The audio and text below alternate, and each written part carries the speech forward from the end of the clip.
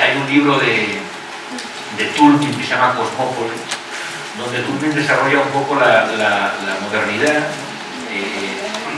desde Descartes como una especie de partida de ajedrez entre lo que él llama la experiencia y lo que él llama el método, cuya primera jugada sería, si quieren, el conflicto entre Montaigne, ¿verdad?, el autor de los ensayos, uno de los cuales se llama de la experiencia, y Descartes, que trataría de convertir la experiencia en experimento y formular un método, ¿verdad?, para no perderse en el orden del pensamiento. Lo que dice Stephen Toulmin es que en esa partida de ajedrez la experiencia siempre es una jugada de blanca, y la experiencia siempre viene antes. Y lo que hace el método es tratar de ahormar, tratar de perfilar, tratar de definir, tratar de hacer calculable, digamos, la experiencia. Y como eso no lo puede hacer sin cierta violencia, dice Jay, la experiencia de alguna manera protesta. Por eso yo tengo la sensación de que los cantos de experiencia, no sé si el concepto de experiencia, pero los cantos de experiencia son cantos muy apasionados que algunas personas han formulado desde los orígenes de la modernidad y que son a veces cantos de lamento por la pérdida de alguna cosa, es decir, son cantos elegíacos. A la vez son cantos de protesta por la imposibilidad de hacer alguna cosa, por lo tanto serían cantos de guerra, etc. Pero a mí me gustó esa idea de que lo que la palabra experiencia ha producido a lo largo de la historia de la modernidad no son tanto métodos o paradigmas de investigación, sino que son fundamentalmente cantos. Es decir, distintas personas, en distintos contextos, en diferentes circunstancias, han tratado de cantar la palabra experiencia para hacer ciertas operaciones, ¿verdad?, en algún lugar. Y esos cantos son, como dice Jay, cantos apasionados, y por lo tanto tienen esa dimensión también enormemente subjetiva del canto. A veces son cantos de protesta, a veces son cantos de lamento, a veces son cantos... Por eso, al menos para mí, la experiencia ha sido más bien el tema de un canto, y de un canto de resistencia, digamos, hacia los modos dominantes, como se nos hace pensar, decir y seguramente investigar en educación, más que una base positiva para un paradigma o un nuevo modelo de investigación educativa, ¿no? Para mí, trabajar desde la experiencia tiene que ver con abrir en las instituciones educativas un tiempo libre. Una de las personas que yo llamo maestros en esto de educación es un filósofo de la educación belga que se llama Jan Maassen, que está intentando definir la palabra escuela de una forma muy interesante desde sus orígenes griegos, ¿verdad? Y entonces Jan viene a decir, después de una elaboración muy compleja, que no lo resumiré a ustedes, Jan viene a decir que la escuela no es otra cosa que un artificio, un invento, ¿verdad?, un dispositivo, un artificio, para democratizar el tiempo libre. La definición de escuela de Maassen sería: la escuela es allí donde el tiempo libre encuentra su espacio público. O sea, la escuela sería una combinación de espacio público, y ahí tendríamos que seguir pensando qué quiere decir hoy día público. Y público no significa si es de titularidad estatal o de titularidad empresarial, eso da igual. Público significa si sigue siendo público, es decir, de cualquiera. O sea, si todavía hoy podemos seguir pensando en un espacio público, y si todavía hoy podemos seguir pensando en un tiempo libre. Entonces, para mí, trabajar desde la experiencia tiene que ver, decía, con abrir un tiempo libre, un tiempo liberado de la utilidad, para ver si en ese tiempo libre podemos constituir juntos algo así como un espacio público, es decir, un espacio del saber y para el saber, un espacio de la palabra y para la palabra, un espacio del pensamiento y para el pensamiento, pero también un espacio de cualquiera y para cualquiera, en el que lo único que tengamos en común sea precisamente la posibilidad de desplegar las diferencias, ¿no? Y por ahí un poco andamos, ¿no? Naturalmente, esa ambigüedad de mi título, si de lo que se trata es de hacer otra investigación o de hacer otra cosa que investigación, esa ambigüedad de mi título puede referirse también al lugar de enunciación. Porque la investigación, el dispositivo de investigación, independientemente de cuáles sean sus modalidades y las luchas que se producen en su interior, naturalmente, como cualquier dispositivo, es un territorio de lucha, un territorio de conflicto, ¿verdad?, por la legitimidad y la imposición de ciertas maneras, ¿no? La investigación, el dispositivo de investigación, es básicamente un lugar particular de enunciación. Un lugar que constituye un sujeto particular, ¿verdad? El investigador, aquel que habla en tanto que investigador, un sujeto de enunciación particular. Constituye una serie de reglas de discurso particular, aquellas que hacen que aquello que decimos sea clasificado como conocimiento y no como cualquier otra cosa. Y además el dispositivo de investigación también es un lugar de enunciación que constituye una cierta manera de construir lo real como objeto o como tema de nuestros modos de nombrarlo, ¿verdad? De nuestros modos de decirlo. Y cuando algo no sabemos si es o no investigación, cuando no sabemos si es otra investigación o ya es otra cosa que investigación, entonces podemos decir quizá que estamos en un limbo discursivo, en un lugar que no es ni completamente aceptado como investigación, lo que sería el cielo, ni completamente rechazado como investigación, lo que sería el infierno, ni tampoco como aspirante a la aceptación como investigación, lo que sería el purgatorio. Ustedes todavía están en camino, pero si cumplen tales y tales y tales requisitos, quizás algún día podrán ser admitidos, ¿no? Eso de un limbo discursivo. Aquí la cuestión es, ¿y si el limbo fuera precisamente el lugar de enunciación de todo aquello que escapa a la lógica de la investigación? Un lugar de enunciación, primero, voy a tratar de formular el limbo, que como ustedes saben fue abolido hace 4 días, ¿verdad? Hace 4 días. A mí me molestó mucho porque el limbo era un lugar en el que uno podía pensar que tendríamos cobijo los que no estamos como ni a favor ni en contra. O sea, los que no que queremos condenarnos, desde luego, pero tampoco queremos salvarnos. Pero como ustedes saben, fue abolido, con lo cual el plan de salvación ha sido universal. Y entonces ya no queda otra opción que la condena o la salvación. Entonces, vamos a ver si algo así como el limbo puede ser un lugar de enunciación. Un lugar de enunciación, primero, desde el que no se podría explicar o adoctrinar. Un lugar en el que no cabrían ni los explicadores ni los predicadores. Un lugar de enunciación donde no se pudiese hablar como alguien que sabe, ni como un político, ni como un experto, ni como un moralista. Es decir, un lugar de enunciación en el que solo se podría tomar la palabra desde la igualdad de las inteligencias. Por utilizar de nuevo el enunciado del loco Jacotot, ¿verdad?, puesto en juego por Rancière en aquel libro maravilloso de Ernesto Ignorante, un lugar en el que solo se pudiera tomar la palabra desde la igualdad de las inteligencias. Un lugar de enunciación, segundo, libre y público, es decir, cuyo lenguaje no podría estar capturado ni por la lógica del Estado ni por la lógica del mercado. Que es el lugar de enunciación que intentó construir, seguramente sin éxito, la vieja Universidad Decimonónica. Ustedes saben, la universidad, el modelo actual de universidad, se funda en Berlín, en Humboldt, en 1810, ¿no? Y el lema de la Universidad de Berlín era libertad y soledad en el estudio. Es decir, el estudio es libre, es decir, no puede ser definido, ni determinado, ni impuesto, ni por las lógicas estatales, ¿verdad? O sea, ni por las fuerzas políticas estatales, ni por las lógicas económicas. En eso yo creo que ahora esa cosa de que la investigación tiene que ser constantemente credenciada, es decir, tiene que demostrar constantemente cuál es su utilidad, ¿no? Yo creo que nos estamos pasando de neoliberales. Cuando uno lee a los clásicos del neoliberalismo, como Hayek, por ejemplo, los clásicos del neoliberalismo tenían claro que a los artistas, a los filósofos y a esta gente de mal vivir había que dejarlos en paz. Había que dejarlos en paz, tampoco son muchos. No crean, no producen tampoco mucho mal a la sociedad. Es decir, un mal filósofo, un mal profesor, un mal artista, el daño que producen es mínimo, ¿verdad? Es prácticamente insignificante. Produce mucho más daño un mal arquitecto. Ya saben que Voltaire decía que él estaba en contra de la pena de muerte, excepto para los arquitectos. Porque los arquitectos fabrican realidad y luego es muy difícil derribar lo que ellos han hecho, ¿verdad? Crear mundo. Entonces, eso, Hayek decía que son pocos, que hay que dejarlos, ¿no? Y que ya la empresa privada y así ya irá decidiendo, ¿no? Que de aquellas cosas que hacen, cuáles son útiles y aprovechables o no.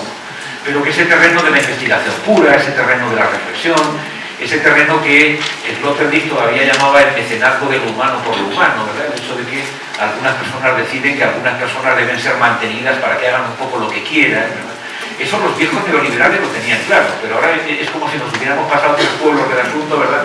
Y ni siquiera ese territorio, esa especie de refugio para personajes extraños pudiera ser mantenido, ¿no? Por tanto, decía, un lugar de enunciación libre y público. Eso de soledad y libertad en el estudio, ¿no?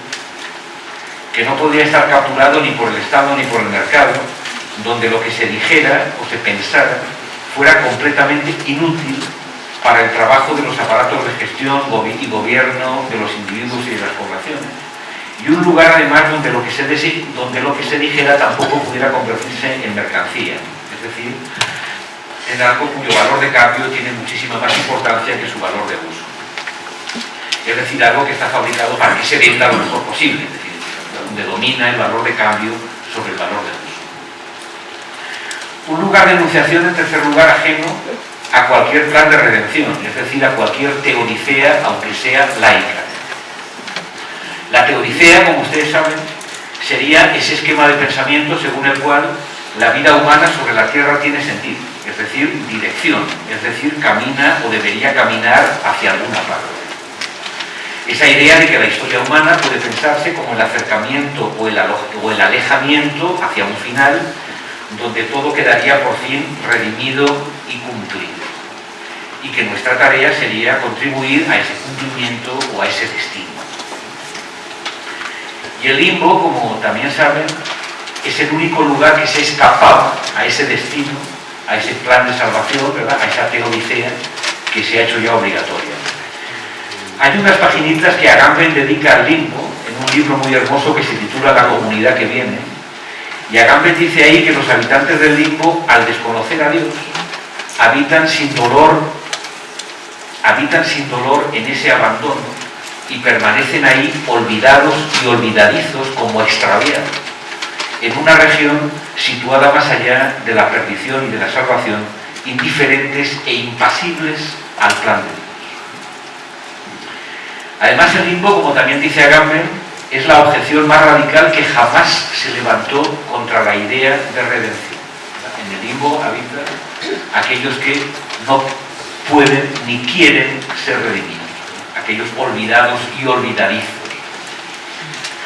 La pedagogía, al menos la pedagogía moderna, la que nace con el capitalismo y el espíritu protestante, ha traído aquí a la tierra sus pretensiones redentoras y actúa ahora en nombre de deidades menores propias de gentes sencillas, algunas de naturaleza política como el progreso, la inclusión, la nación, la democracia, la ciudadanía, y otras de naturaleza mercantil como la competitividad, el empleo, la riqueza, la cultura, la información, la comunicación, etc. Esos son los dioses menores que determinan la vida de las personas, los que dan sentido a la existencia, aquellos para los que trabajan los políticos, los expertos, los investigadores y los funcionarios, aquellos a los que adoran los amos del momento y aquellos, en definitiva, en nombre de los que la educación ejerce su función bautizadora.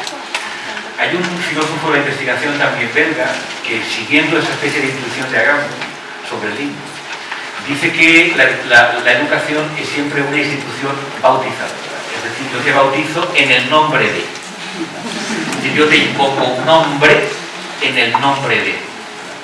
Naturalmente, esa función bautizadora la sigue ejerciendo ya no en nombre del Padre, del Hijo y del Espíritu Santo, pero sí en nombre de esos dioses menores del presente a los que me acabo de referir, ¿verdad? En nombre del futuro de Colombia, en nombre del progreso, en nombre de la inclusión, en nombre de lo que sea, esa función bautizadora. Y yo creo que solo el limbo resistiría a esa función bautizadora, resistiría a esa idea de que yo estoy aquí haciendo alguna cosa con la palabra y con el pensamiento en nombre de alguna cosa. Por lo tanto, el limbo sería también un lugar de enunciación en el que nadie puede hablar en nombre de nada. Es decir, en el que los seres humanos solo pueden hablar en nombre propio, es decir, en tanto que individuos cualquiera. Las dos escasas páginas que Agamben dedica al limbo empiezan así: ¿de dónde proceden las singularidades cualquiera?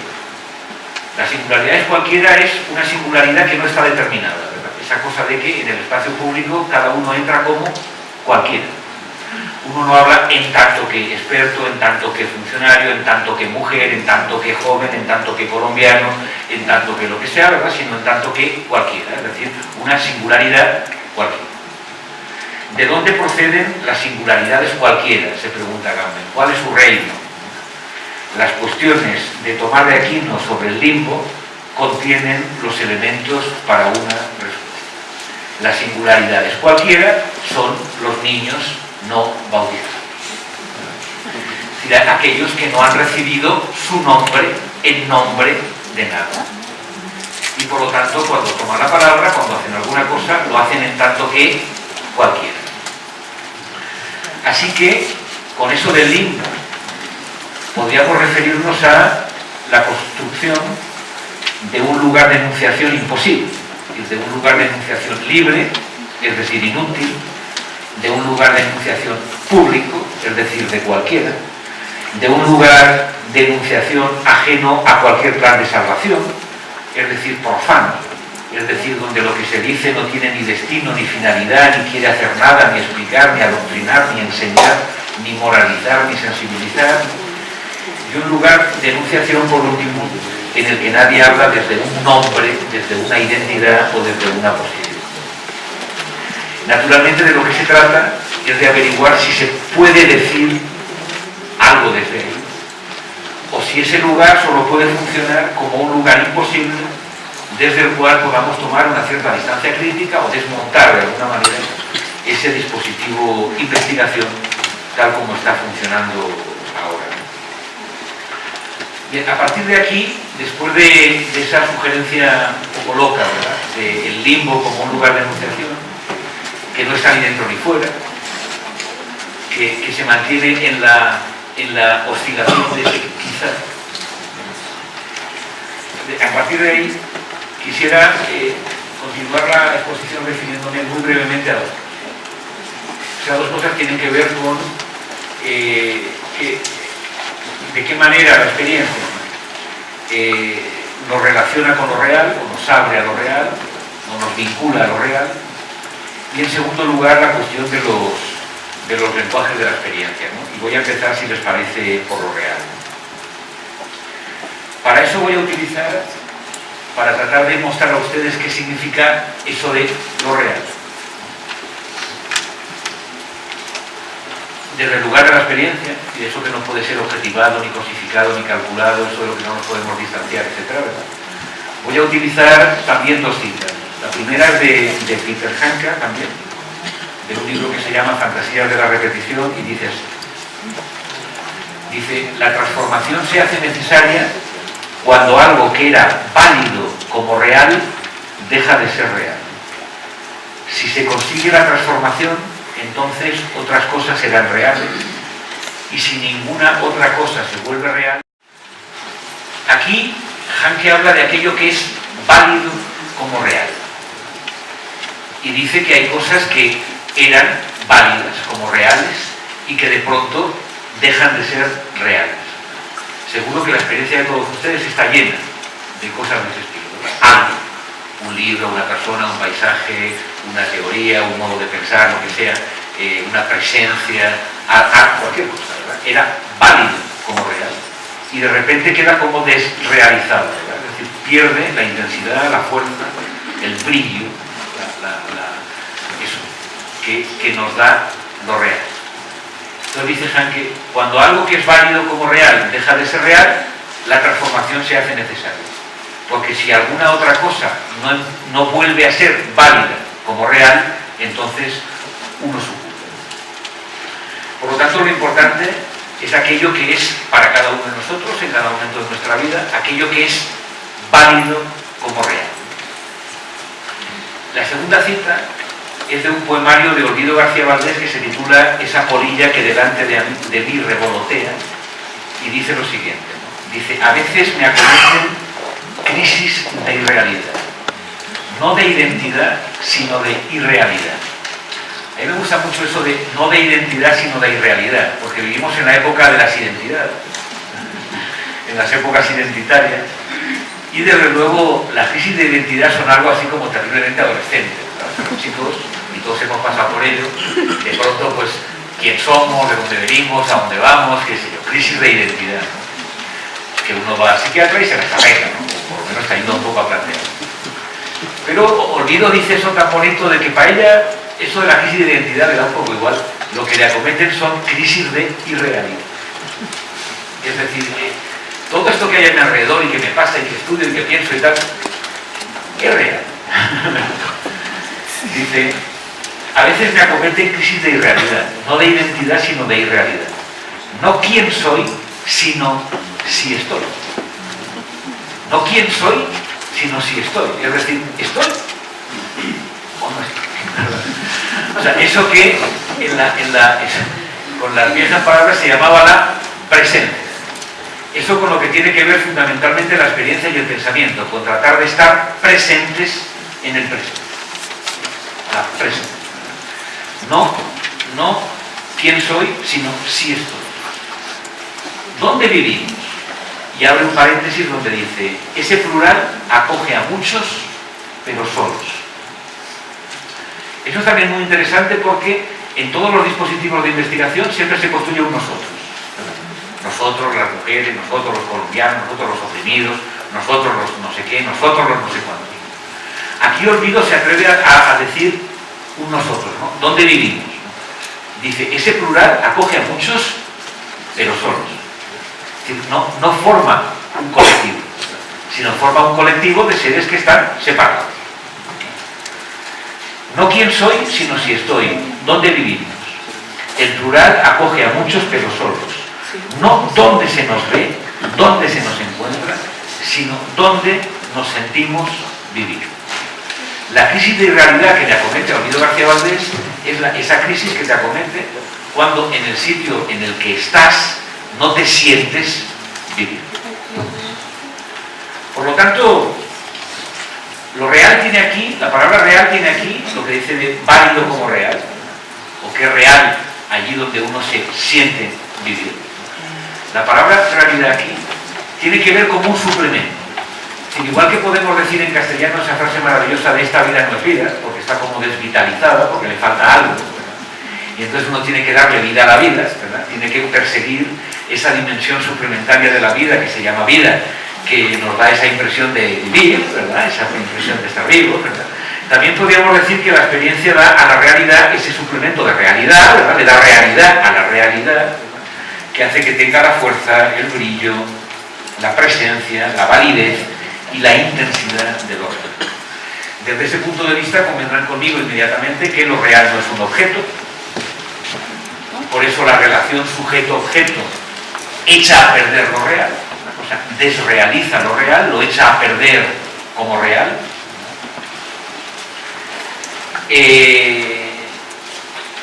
Porque la relación con lo real, en la cual lo real no está echado a perder, no es de posición, no es de la posición sujeto, sino es en lugar de la exposición.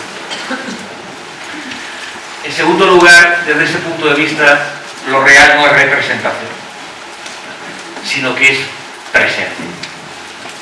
Porque la lógica de la representación, la lógica de la representación es la lógica de la duplicación, de fabricar dobles de las cosas. Eso que Clement Rosset analiza también en sus libros sobre lo real. Esa idea de que el pensamiento y el lenguaje crean duplicados. Por ejemplo, no hace mucho estaba yo paseando por la Alhambra de Granada y alguien dijo que la Alhambra había sido víctima del alambrismo, en el sentido de que las distintas reconstrucciones del palacio se habían hecho para satisfacer ciertos estereotipos orientalistas de los consumidores de imágenes, y la Alhambra se había convertido en un doble irreal de sí mismo, ¿verdad? Precisamente por obra de los alambristas, ¿verdad? Para que la Alhambra fuera lo más alambrista posible. La lógica de la representación pasa justamente por eso, ¿no? Es cuando un emigrante se convierte en un emigrante, una mujer trabajadora en una mujer trabajadora, una profesora de periferia